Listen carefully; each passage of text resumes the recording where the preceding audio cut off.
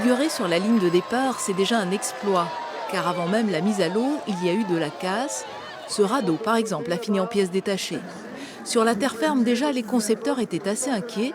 Leur spécialité, c'est l'informatique, pas les bateaux.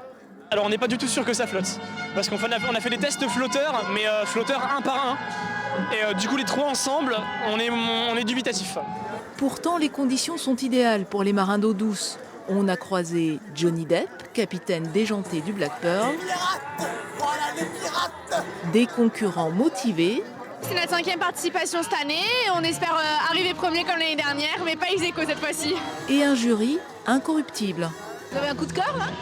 Je sais pas encore, on n'a pas tout fait. Les abeilles sont pas mal. Les abeilles sont pas mal, ouais. Ils ont fait goûter du miel, ça joue.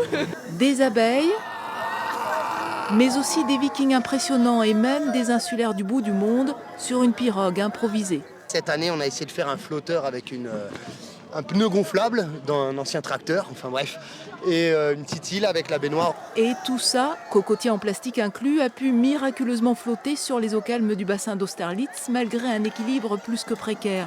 Une course hétéroclite avec au bout du compte un trophée, l'Archimède d'or, qui apparemment vaut le détour. À garder précieusement, sûr que dans quelques années ça va avoir une valeur inouïe. On se battra pour avoir un Archimède d'or chez Drouot, tout ça. Je pense que c'est appelé à prendre une très très grande valeur. Voilà donc pourquoi ils rament. Et les vainqueurs du jour, c'est les abeilles, suivis de près par Jolly Jumper.